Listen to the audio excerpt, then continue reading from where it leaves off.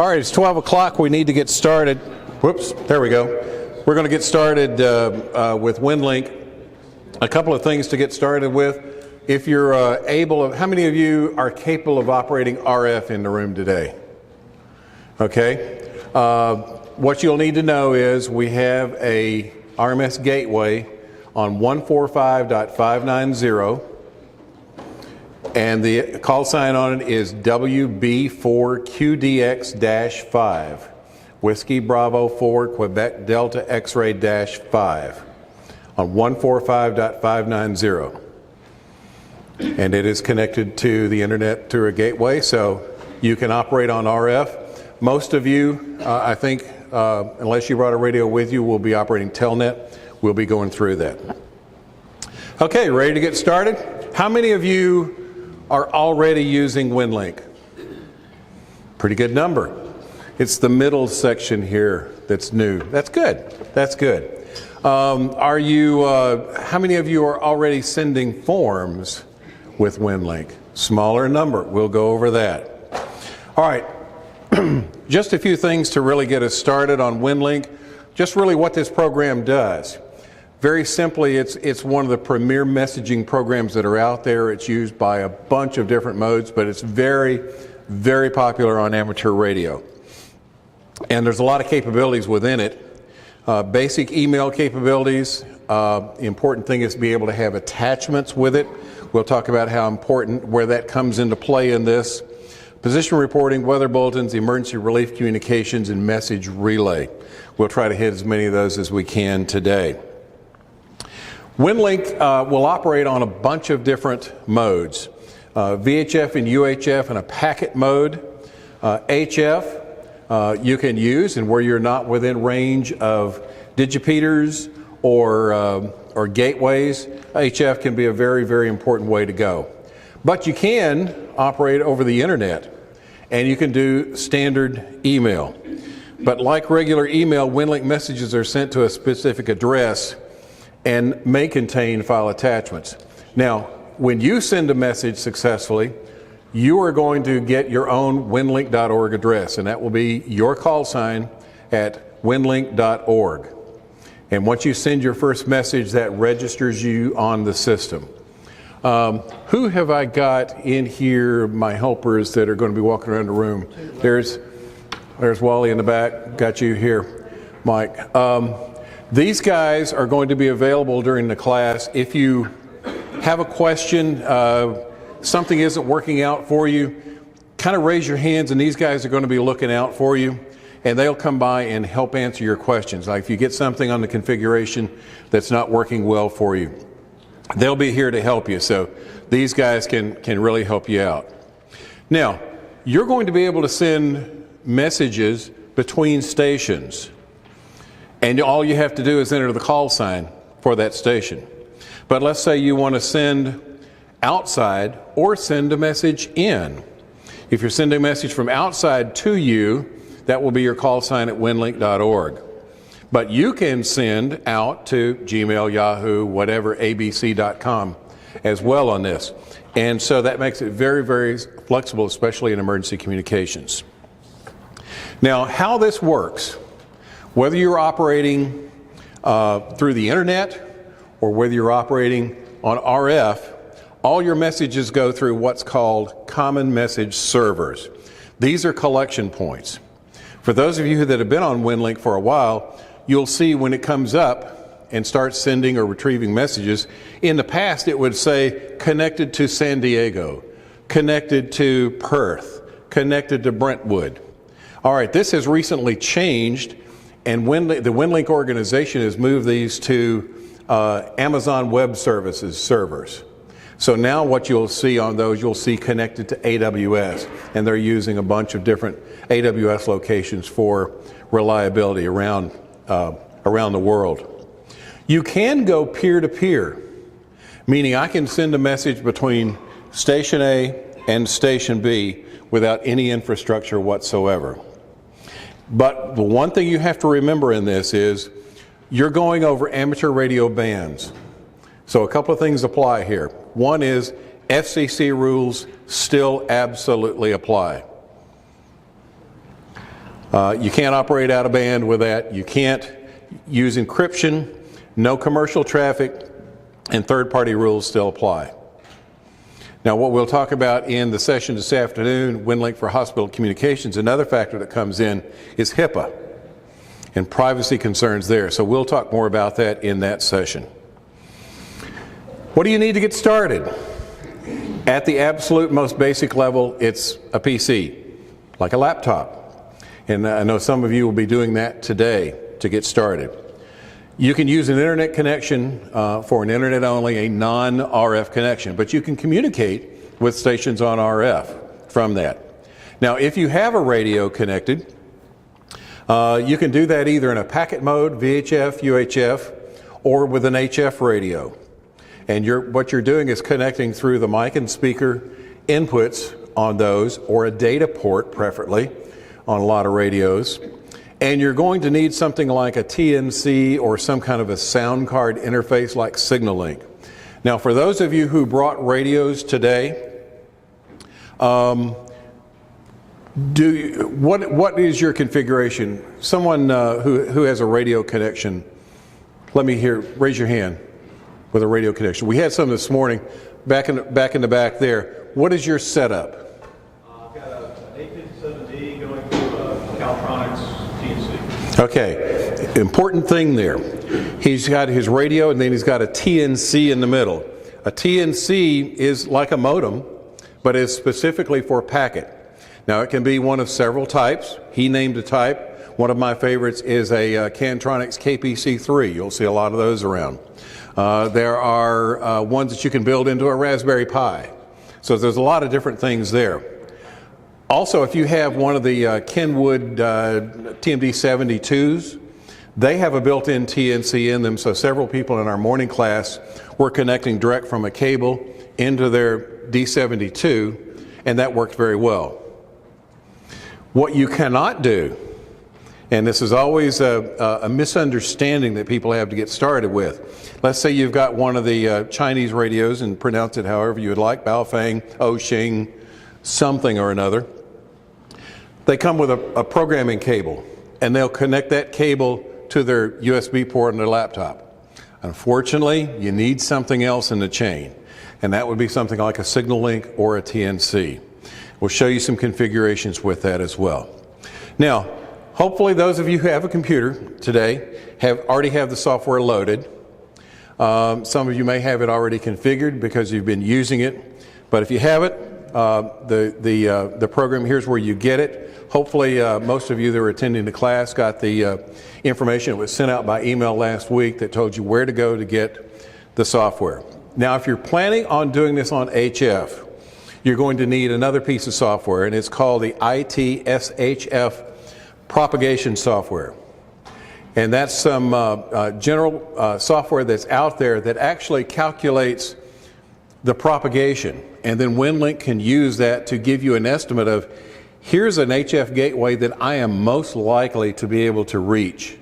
And it may say something like you have a 95% probability of hitting this site on this frequency as an RF gateway. And it may be in different bands, so it takes into account all that. If you just download and install that program, and it generally just installs in, it'll be C, on your C drive under ITSHF-BC, I think is the way it ends up displaying to you there. Okay, for today, let's say you've already installed the ITSHF software in its download or default location. You've installed Winlink Express, and you'll also see this listed as RMS Express. And when you try to install it, the first thing you'll see is asking you where you want to install it. You can use the defaults. I like on my computer, and you don't have to follow what I'm doing here, you can put it anywhere. I'm already hearing those melodious tones. Good. I have a radio directory, a folder on my computer, and then I put my radio programs under that. But you can put it here under root as the highest level. Anywhere you want to put it, it's ready to go. And then just hit next. Now, the first time you start up Winlink, and every time after that, you're going to get this nag message. Now, I'll call it a nag message, but there's a lot of value to it. The first thing it's going to do is come up with this message, and then it will not have the Remind Me Later button highlighted. It will only have the Register and Save key highlighted over here.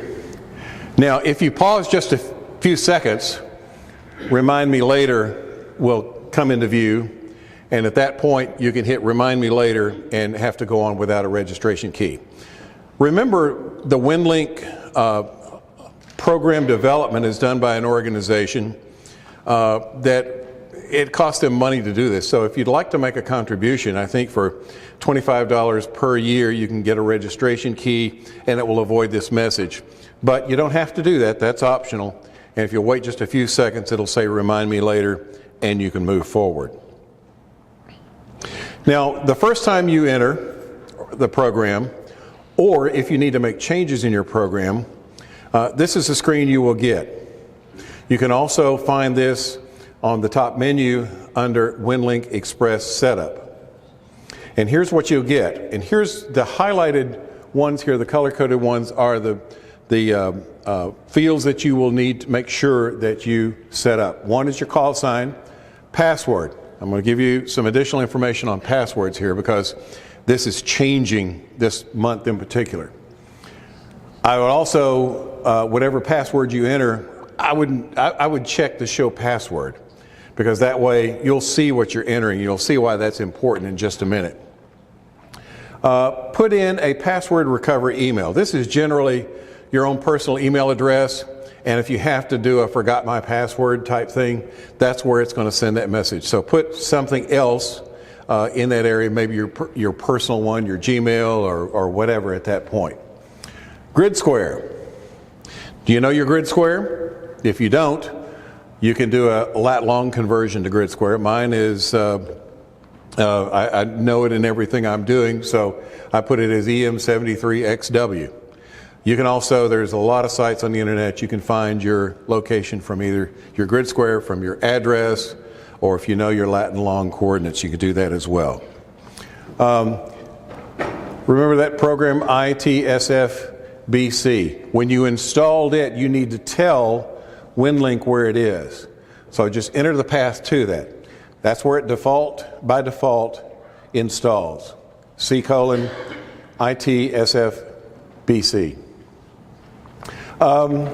You'll fill out your name, all this information up here. Here's something I like to check. By default, it's not checked, but display list of pending incoming messages prior to download. Why is that important? When you are on a low-speed connection, when you're on a radio connection, you may not necessarily want every message just come in and download and use time, take longer to do, especially if you're on a very slow connection, and some of the HF connections can take a while to do. So you may want to check this button here, and then it will give you a list of messages that have been addressed to you, but then you can decide which one or all messages that you want to download. And then hit update. So that will get you started. Then you're set up. Here's what I wanted to mention about passwords. This is something that's changing. If you already have a Winlink account, have you set up a password? Originally, you did not have to have one. Then there came a point in time where you had to have a password.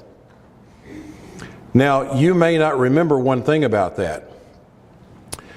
When you entered passwords up until now, it automatically converted it to uppercase, because the Winlink system would only use and store as uppercase passwords. On January 31st, which is just a few weeks away, that's changing, and it will allow you to both use uppercase, lowercase, or mixed case. Gives you more secure passwords if you have some upper and some lower.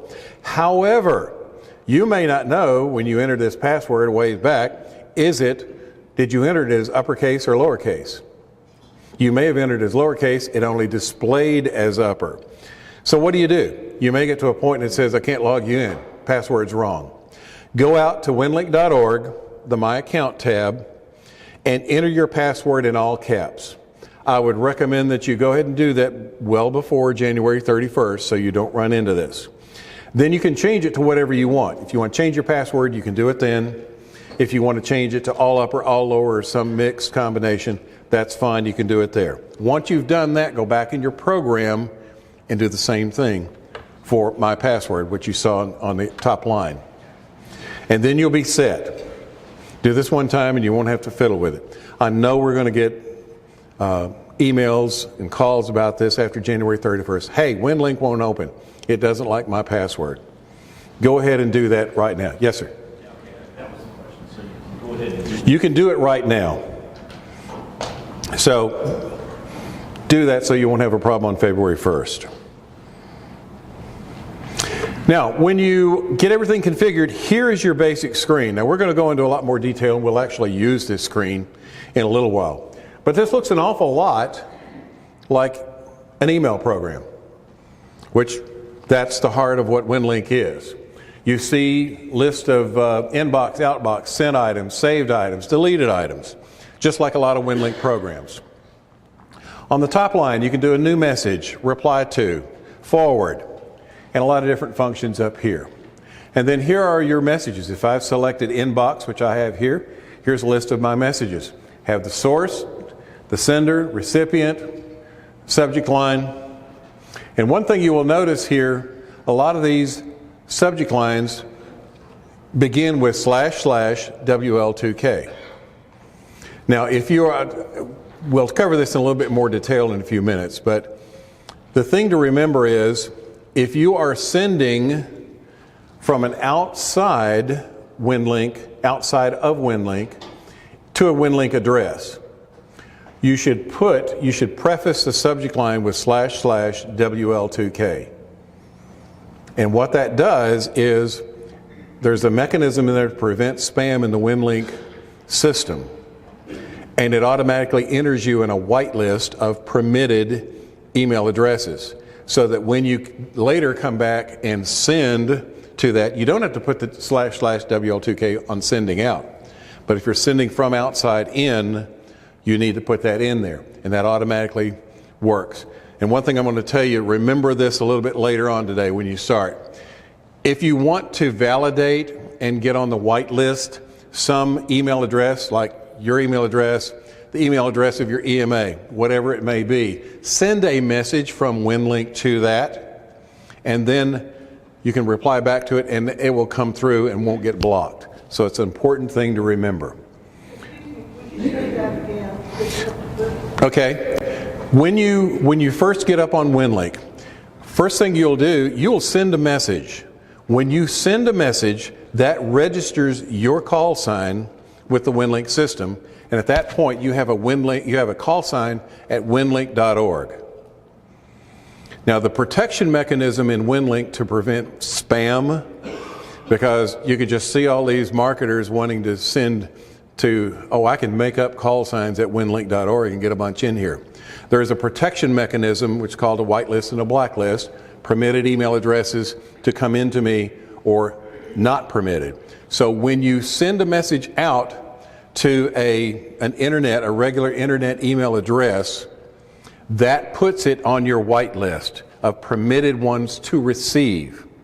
So if you're going to use Winlink with your local EMA, so it may be ema@xyzcounty.com, go ahead and send to that, and then that way that's automatically added to your whitelist. That answer your question? Does that make sense? You said that you had to say a certain... You're going to send to email addresses which you intend to receive messages from. So send to your local EMA, send to your personal account, send to whatever that any address that you expect to receive a message from. And that will not block it when they send a message to you at w4abc@winlink.org. Question in the back? Completely blocked, or is it dumped into a junk file? I think you actually get a block message, if I'm not mistaken. Someone confirm that one way or the other? It's blocked. You get a blocked message back to the sender. But does it go into a folder that I can go into and see the message later, or does it just go off in the... No, I don't think so. No, it's blocked before it comes to you, and that keeps spam. The intention there is to keep spam out of the Winlink system. All right. Now, let's talk about some setup. The easiest way to do this is with Telnet. If you have an internet connection, use it. And I'm going to say this in the next session this afternoon in Winlink for hospital communications. Don't be afraid to use an internet connection if you have it. You don't have to use a radio. In fact, you're probably going to get a little higher bandwidth, faster connections, etc. But some places you won't have the ability to do an internet connect, an RF connection. So this will be your basic way of doing it. When you will select it, and I will show you, there's a drop down at the top. In fact, let me go back here. If you look up here at the top, and we'll show you this live in a minute, this pull down box here selects the way that you want to send and receive messages. So we're going to do that. In here it will say Winlink Telnet. And we'll show you that in a minute. And then you click on Open Session. And if your computer is connected to the internet, then you'll get this box right here. Now if you do the settings, it will come up with this box. Normally there's nothing you will need to set on this page, because an internet connection is very simple, doesn't require any additional configuration. The one thing I want you to note on here is Telnet session auto connect time. If you leave that on automatic, then what happens over here, once you start a Telnet session, it's going to check again periodically. Now typically that's going to be on automatic around 15-16 minutes. You can set it to a different time, and you can also manually come in. The thing to remember in this is, unlike your email at home or in the office, messages don't automatically come in almost instantaneously. It has to go out and check for messages. So that's the purpose of the auto connect, and also manually to start. So once you have set this up, you're ready to send and receive messages. Make sense? Now let's look at another way to do it. With a TNC, Terminal Node Controller. What is a TNC? It's basically a modem that is configured to send the AX25 packet protocol, which is basically two tones alternating. But it's in the AX25 packet protocol. There's a bunch of different TNCs. My personal favorite, but not the only one by any means out there, is the Cantronics KPC3.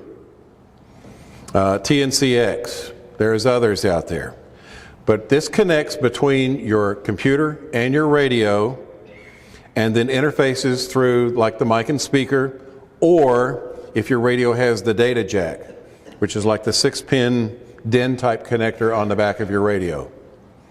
If you have that, it makes for an easy connection. Otherwise, you might have to have a cable. Had someone this morning in the first class had one of the Baofeng HTs. He got a signal link, which I want to talk about next. I didn't realize it, but he was able to go to HRO and actually get a cable that would interface to the mic and speaker jacks on his little HT and into a signal link. So there might be the same thing for a TNC as well.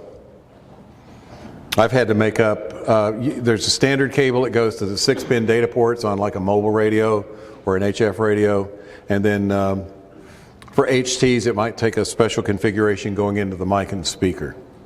But you can see wiring diagrams to make up cables. I've done that on my own.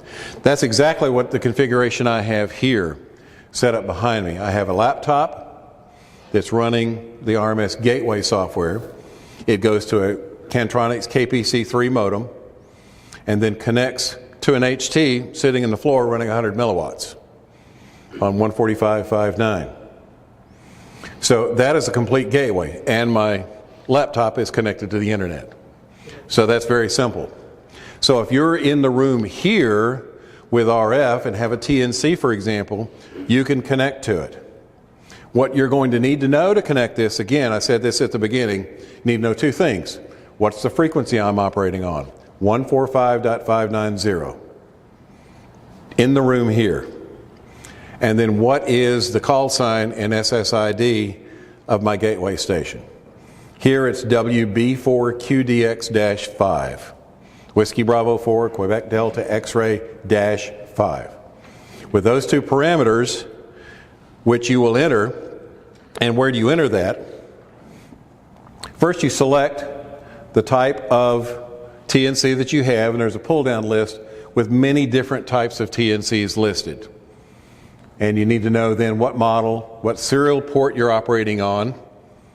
If you have a built-in serial port in a computer, which fewer and fewer of those are around, or you might have a USB to serial connector. I learned something this morning in the first class. The KPC3 has had a serial port on it.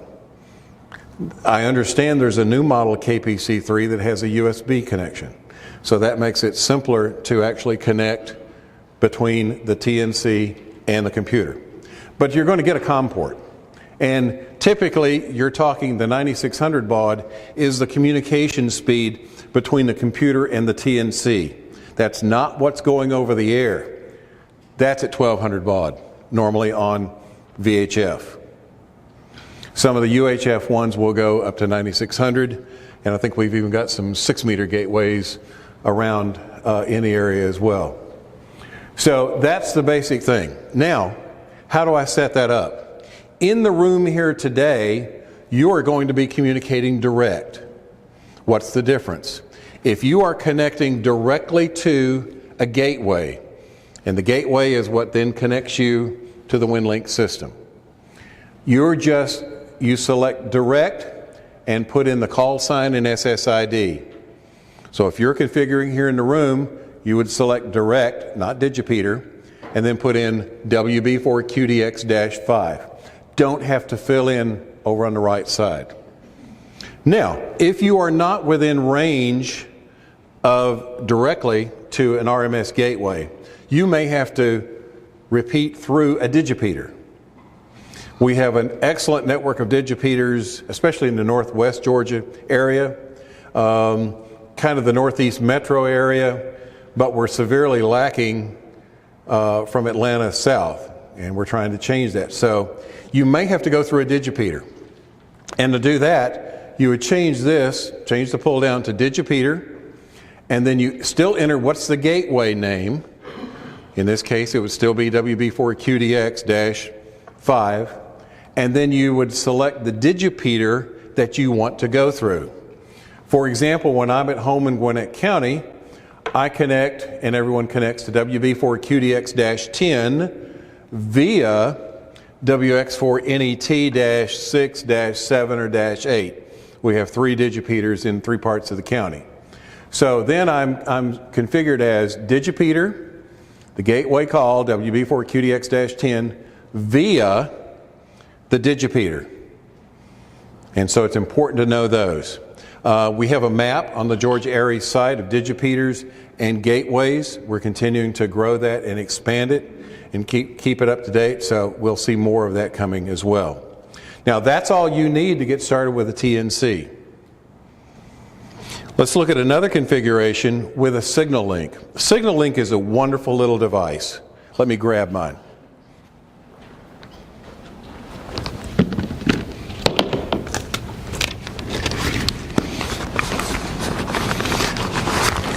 For those of you not familiar with a signal link, what is it?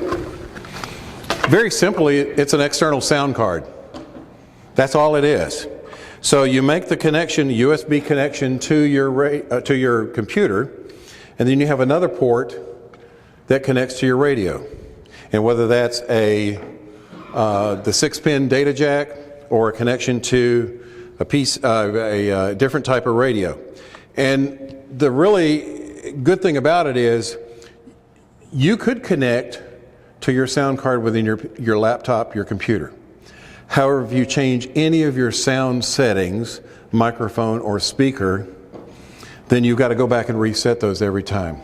By having an external sound card, you can set them out here. You don't have to change any settings in your computer. And most of the time, these are somewhere around 11, 12 o'clock, and they're set. That works for most radios.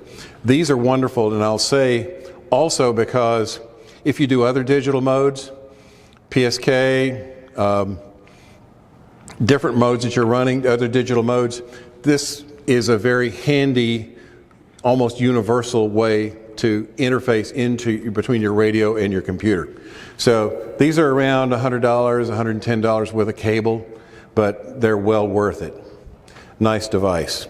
I could have very easily set up my gateway here. Instead of using a TNC, I could have put a signal link in between. Now, one of the downsides, and the only downside, now I'll call it minor, of using a signal link is the Winlink software itself can't generate the packet tones in the AX25 format. I wish they would, but they don't. So you have to have one more piece of software in between to actually generate the packet tones.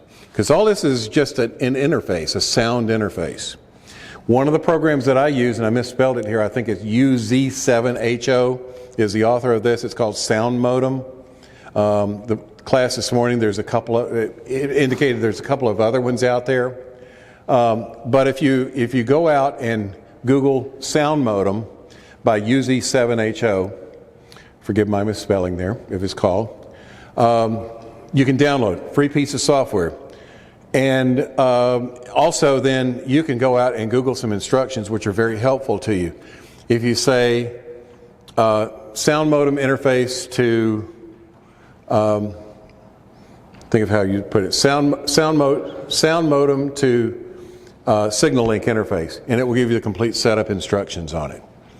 And that makes, without having to have a TNC if you're going to run packet and a signal link for every other packet mode, you can just strictly use the signal link.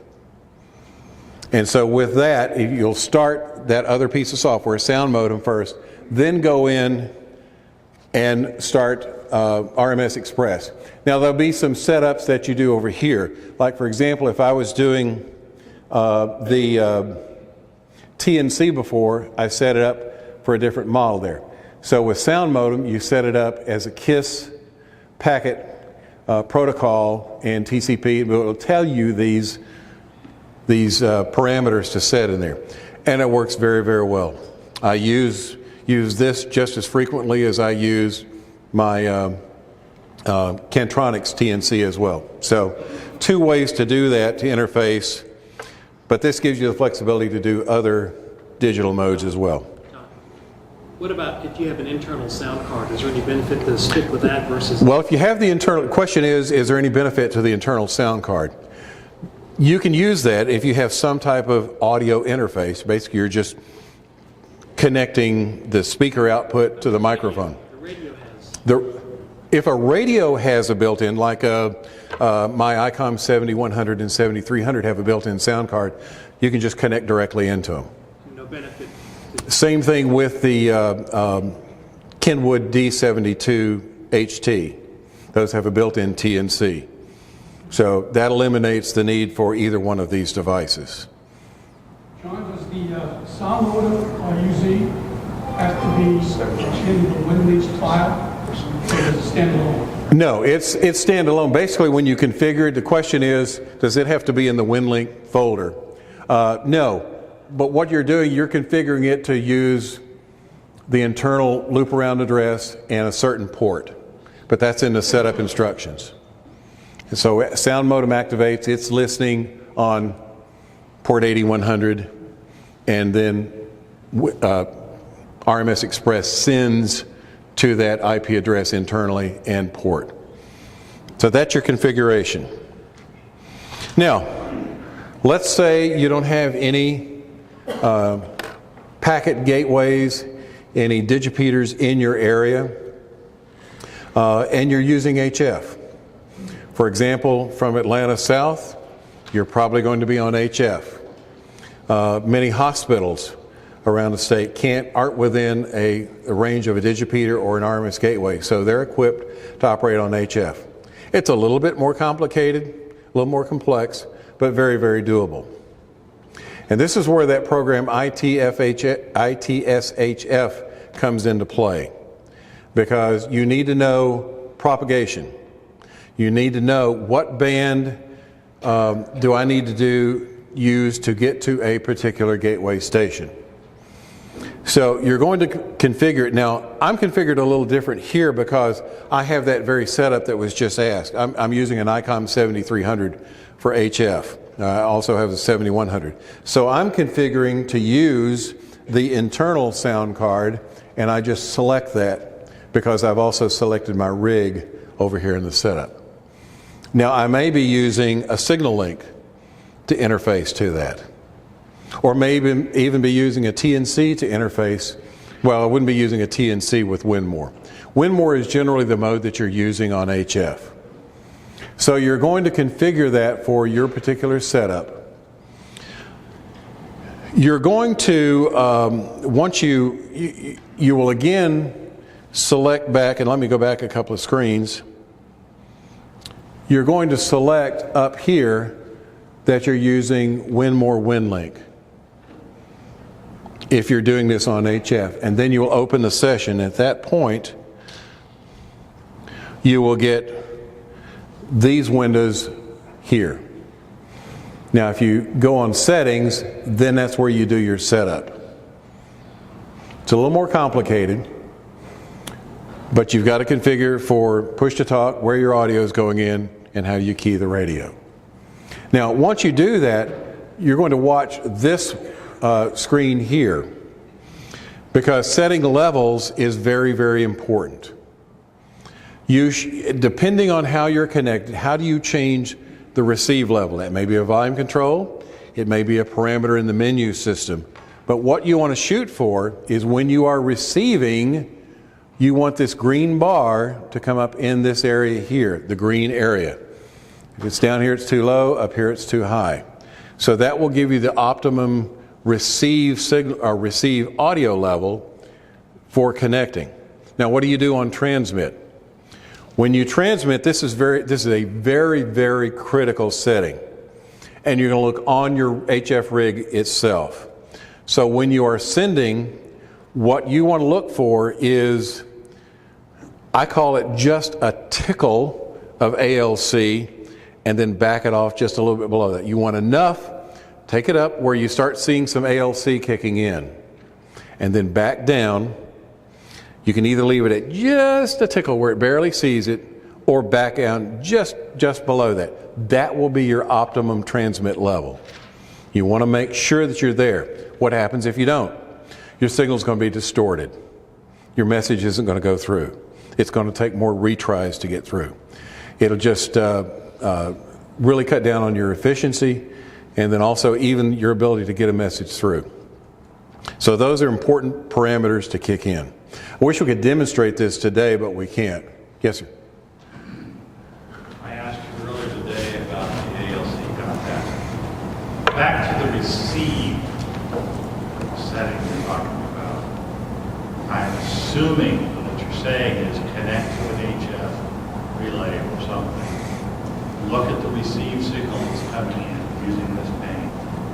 Fiddle with your knobs on your sound, on your signal link, or whatever else you may have.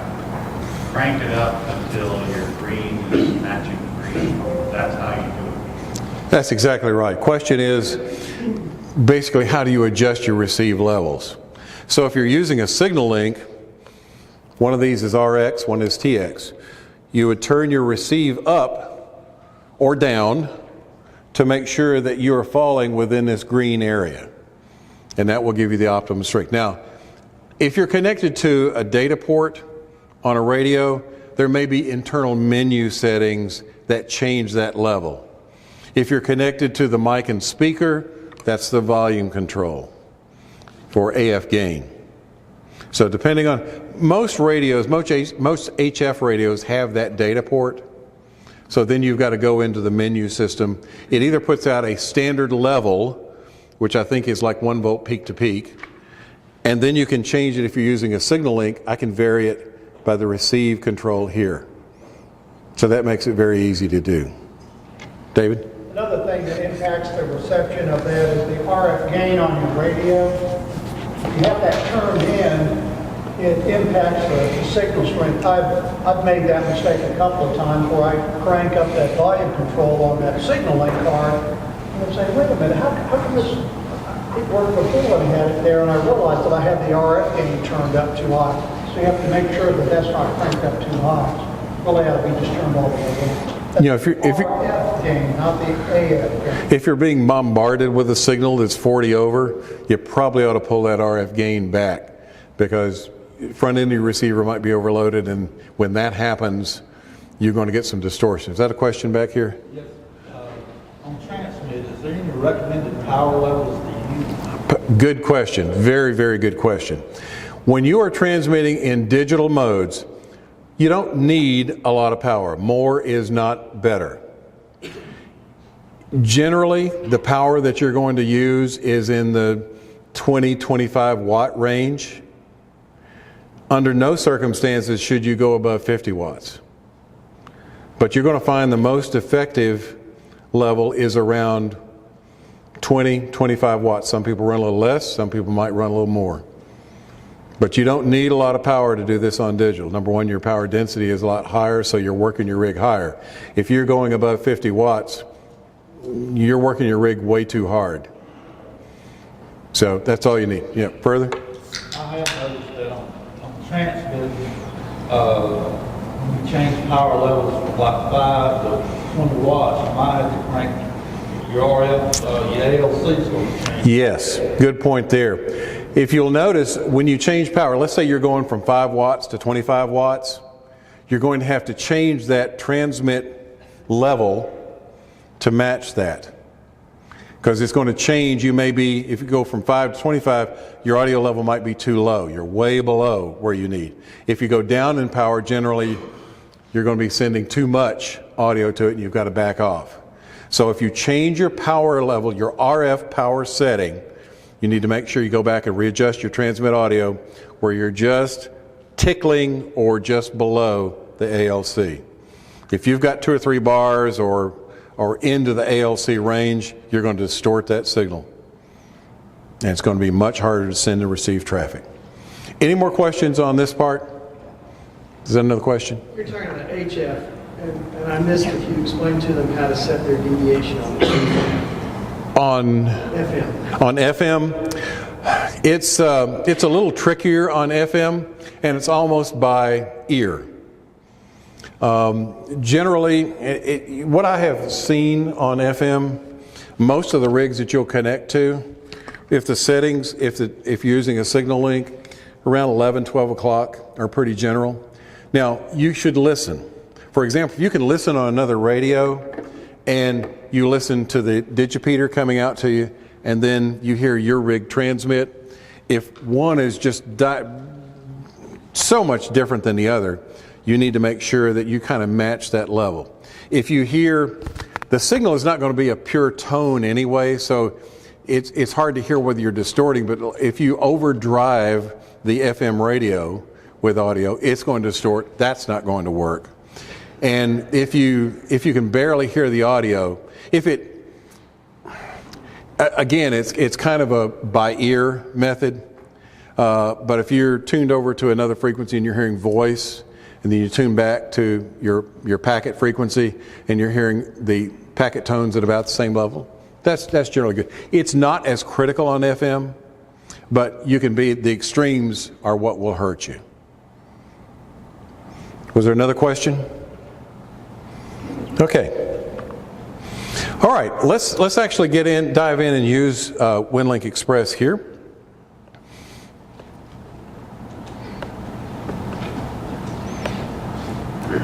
While you do that, John, sometimes when I start Winlink Express, it says it's already running, and I can't get around it. You double-clicked. You're actually trying to start 2 instances of the program. So sometimes your computer may be configured for just a single click to start. I've done that. The reason I know the answer to that because I've done it. Or Because it slows Yeah, you may, let me show you, I'll demonstrate that actually, because I can think I started it. Okay, then I did. But let's say I didn't see the little circle there that the program is loading, and I tried to do it again. There's that message. I just saved somebody a lot of trouble. If you haven't made that mistake, you haven't been using this program, because everybody does it. All right, we're in the program now. Now I am going to be configured here for Telnet. I'm using the wireless system here in the building. My gateway over here is on my Verizon hotspot. So it's on a totally different network, but is accessible. So if I look at the inbox, and this morning in our class, everybody decided they were going to send me a message, so I got 34 new messages that are unread. But if you'd like to send me a message from your computer that you've now configured for either Telnet or with your radio here in the room, you can send that to me. And you will just address as a new message, I'll show you how to do that. You're just going to get a message box. You're going to send it to WB4QDX.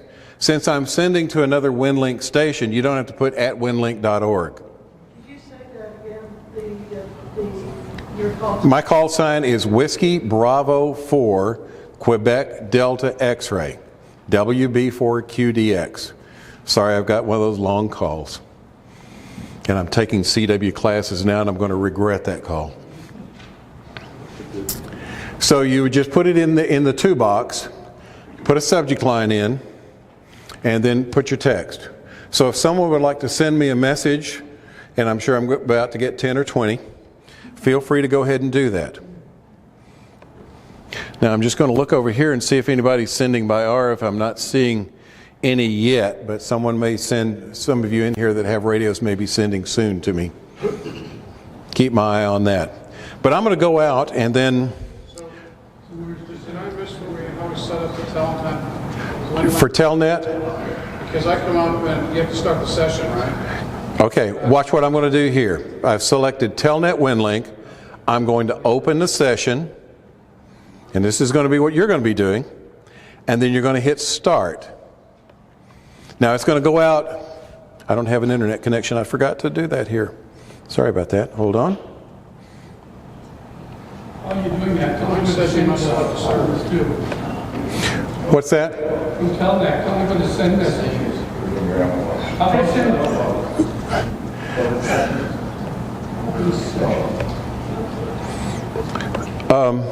I'm not sure what you're asking, Russell. I typed up a message, and I was trying to figure out how to send it. Okay. If you're going to send a message, first, you've built the message, right? Going to have somebody come around and check with you on that. All right, now you're going to post it to the outbox. Now here's the thing to think about when your message goes out. It doesn't just automatically send it. It's going to, remember back at that Telnet screen? It's like dial-up. That's a good analogy. So let me make sure I've got my session now.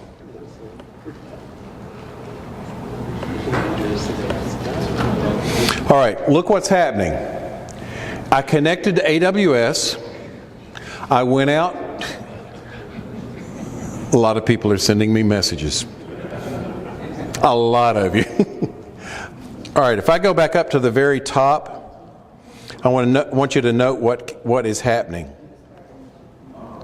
The first thing it says, connecting to a CMS. Now this is automatic. You don't have to tell it where to go.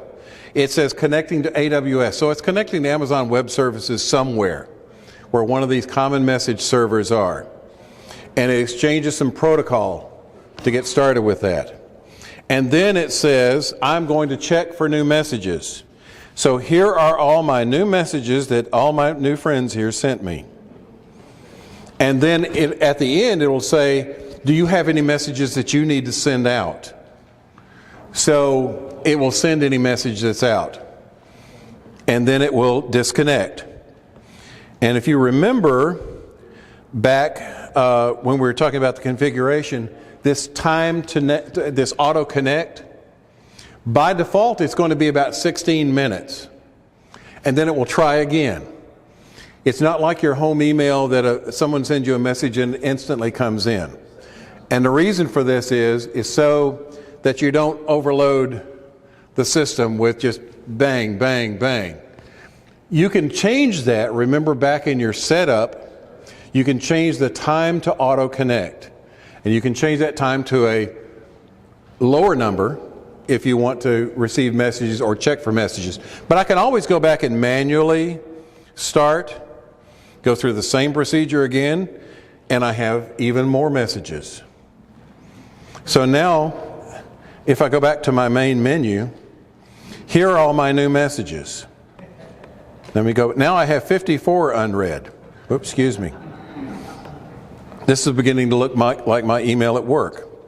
Now I have N7GRB sent me a message. KE4RJI. Look at all these messages that I've received. Now, you sent them out via Telnet, and I'm retrieving them via Telnet. Did anyone send via RF? Anyone? I did. You cheated, though. You're up front. I do encourage you. We had some people in the morning class. We had several people in there that were sending messages via RF as well on 145.59. So easy to do. Now, what do I do if I want to look at this message? I just open it. Ooh, someone sent me a form. They are ahead of the schedule. Ooh, now that was really good.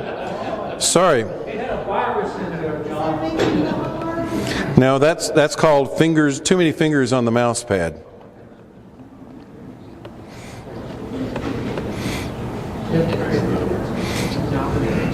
And I usually adjust this down so I can see more messages. So, now you'll notice, look at this top message, the one I just opened. It actually says in the message that there's an ICS 213 form. And we'll talk about forms in just a minute. The next thing I want to look at is here's a hello message. This is just a standard email type message. So I have this from KE4RJI, and he says, thank you for dedications. What is going on? So, those are messages. So, and you can forward these. You can reply to them, just like you can with standard email. All right. So, you know how to send and receive messages. If I sent to one of you or replied to, let's say, let's do this one. I want to reply to this message. So here's the original message. I can just reply and go, thanks for message. If I could type.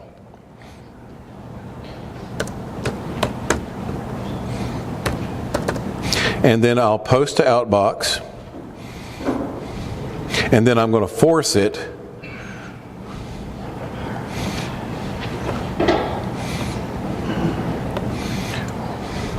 to send out my message. So see down at the bottom it says message sent 1, and I received 2 new messages up there. So the hits just keep on coming. But I sent a message to N7GRB, where are you? If you check your messages, you should have a reply to the message I sent to you. I'll trust that you did because I know my message went out. All right, let's talk about another aspect of this because we've got about 15 or 20 more minutes. This is great to be able to do this. But when you're working, especially with your served agencies, one of the things you're going to need to be able to do is send and receive forms. One of the most common forms that you will see is the ICS 213. There are some others that you'll receive, or that you will be familiar with, a 309, a log form. But a 213 is your basic messaging form to send and receive messages on behalf of your served agency. Now, how do I do that? There's a couple of ways. Let's go to Message, New Message. All right, the standard message to send, right? Let's take that one step further. I want to send an ICS 213 form, so I'm going to select a template. Now, one of the things that you will notice now that you have Winlink installed, when you open it up, every time that you open the program up, after a few seconds, it's going to check and see if you have the latest version of Winlink. If you do not, it's going to give you the opportunity to update it. The other thing that you will see, and most likely see almost every time you open it up, is your forms have been updated to a certain version. And that automatically happens. So now I'm trying to select a message here from this template, and I have a completely updated list. Now the ones that I'm going to see most often are the Georgia State forms, which we have submitted to the Winlink organization, so they include these in all the distributions. That's got your ICS 309 that we use for Georgia areas for a log form. And then the main one are the ICS USA. Now here are your main forms that you will use. And the main one the mainest one, I used to have someone from Louisiana that would say the mainest reason, the mainest form that I will use is the ICS 213 initial. So I'm going to select that, highlight it, and select it. So what happens? It opens up in a browser. This is the way the form actually looks. So I can fill in from my browser the incident name, what are you working on, who it goes to, who it's from, and the subject line. I can then click over here and automatically add the current date and time based on the computer, put my message in, approved by position, and then I can hit submit.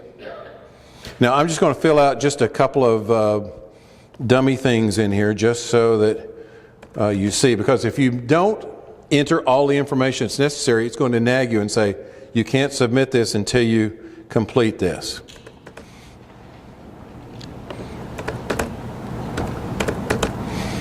Now I don't need to do it there. I can select the time.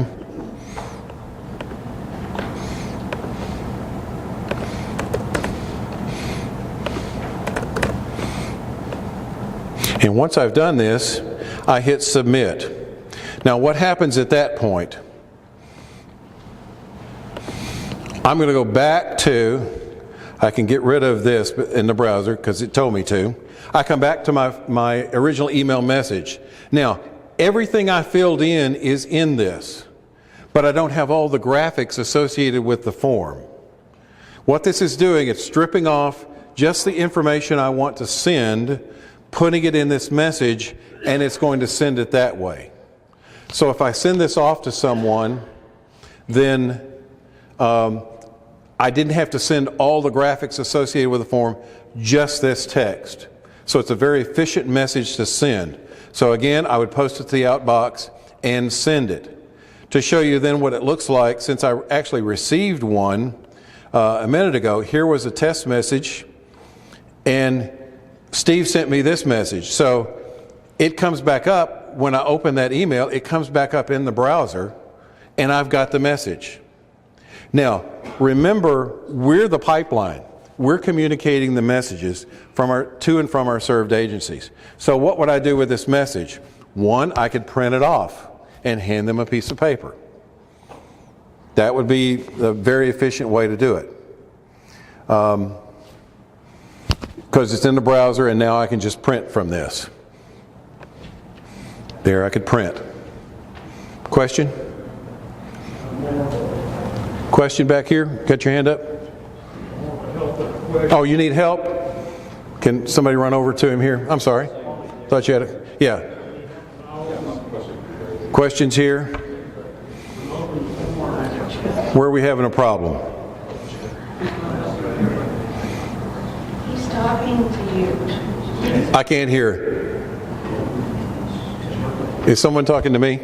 Talking to me? Okay. All right.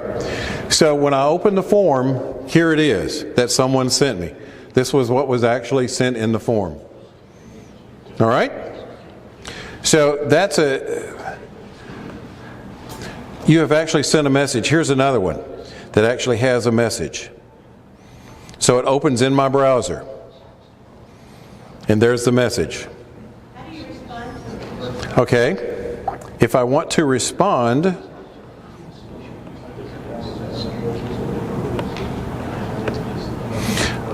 I have excuse me.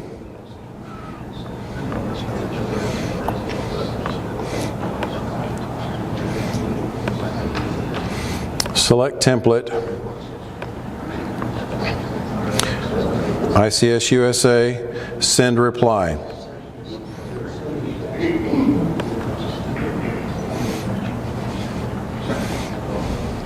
Now it should populate this from the other message, since I haven't been setting this up correctly. And that will let you send your reply, but you'll use the reply version of that message. Okay? We're just touching the surface here on these, and I want you to really practice with this. Is this a question, or you need help? I understand, like, 213,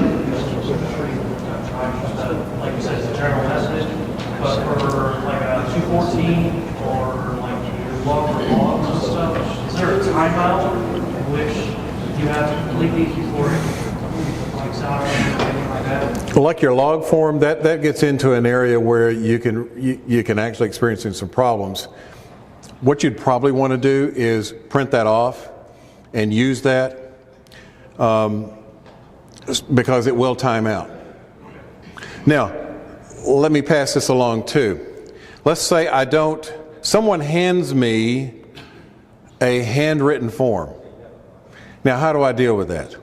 Two things you can do. One would be to transcribe it into a form. That's time consuming. You may erroneously enter some information. So you increase your chances for errors. How else could I do that? Do you have a way that you can scan that message? If you're in a hospital, you may have access to a scanner or a copier that will do the scan. Then you can do it as an attachment. You do have the ability on all messages to do an attachment. Now you need to be careful with your attachments, because remember, you're still sending and receiving at 1200 baud, not real fast. So some things that you could actually do with the attachments, if you have a list, a text file that's a list, that would be a great attachment. If you could scan in a form that someone hand writes to you and put it as an attachment, that's an excellent way to do it. You'll still fill out the form of who it goes to, etc., but you'll have the attachment. Now, not every location where you will be assigned may have the ability to scan in a document. But if you have that ability, you can do it as an attachment. Yes, sir? You can't, like, say, take it off a thumb drive, build it on the computer, and attach it that way to the document? You could, because it would be a file. The question was, could you take a thumb drive that had a file on it and attach it? Yeah, you just see I'm here on the attachment menu. I would just find that attachment, find where it is, and attach that as a file. But remember, that should be a small file. Yes? I was just playing around. For the person that asked about how you would reply to it, if you double click on that message, it opens a window where you can print, reply, forward. See up there at the top? That's pretty neat. Yes. Yeah, I double clicked on the message and I can reply. That's why I did that wrong a minute ago, because it wouldn't pre-populate that information up there. Now you see I can reply to his original message. Did you see how I did that? I did it wrong to start with. I took his message, which I know has an ICS 213. I double click on it, and then I can do a reply. That then allows me to type in the reply. Does that make sense? I apologize, I had that wrong to start with. Yes, sir? Are there any restrictions as to what extensions the attachments can have? Not on the extensions themselves.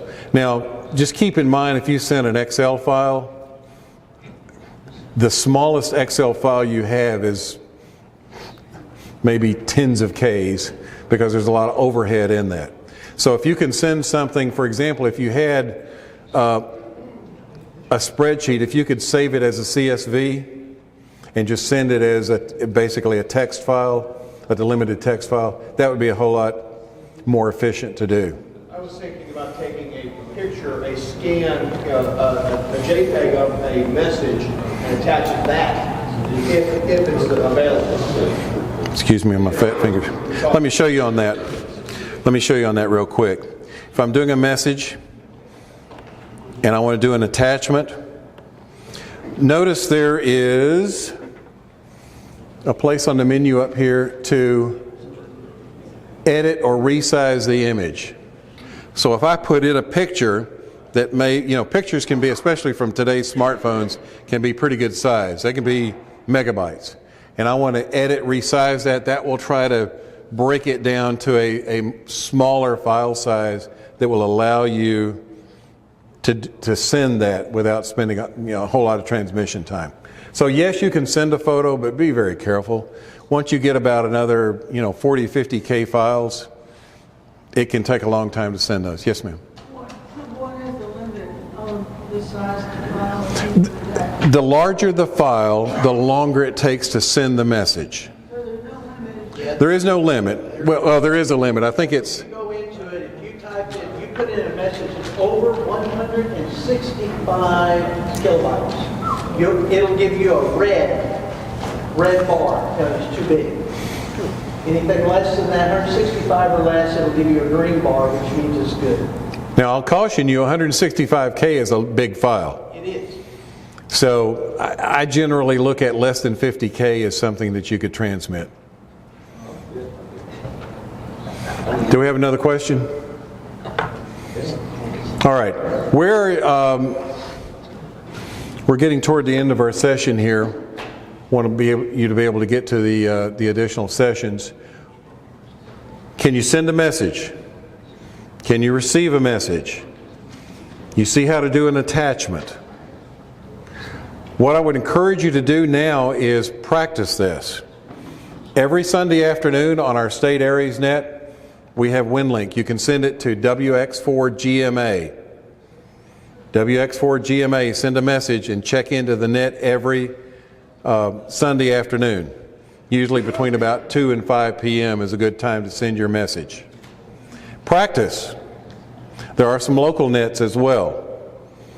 What hours on Sunday? Generally around between 2 and 5. The thing about the message, you can send it, and then the WX4GMA station is going to go retrieve those messages at some point. So if you go ahead and send it in Sunday afternoon, say between about 2 and 5, I'd say, send it to WX4GMA, Whiskey X-Ray 4 Golf Mike Alpha. That'll give you some practice. Now, if you have any questions, we've got a couple of things you can do for that. One is send me an email. My email address is Whiskey Bravo 4 Quebec Delta X-Ray WB4QDX at ARL.net. Also, Brett is a great resource. He's our ASEC for public health, but probably one of our strongest Winlink users. He's W4HBS, Whiskey 4 Hotel Bravo Sierra at ARL.net. Give you a couple of other resources. We have a Yahoo group called GA_Aries_digital. Join that Yahoo group. That's a great place to get questions. GA_Aries, Georgia Aries, GA_Aries_digital. That's the Yahoo group. Okay, any final questions before we get you out of here? Y'all did very good because how many messages I get? 30 or 40 messages? We need to get the sign up. Yeah. Has the sign-up sheet been all the way around? Okay. Make sure you sign the sheets.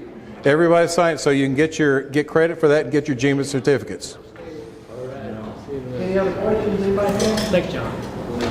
Need help? Any other questions? Thank you very much.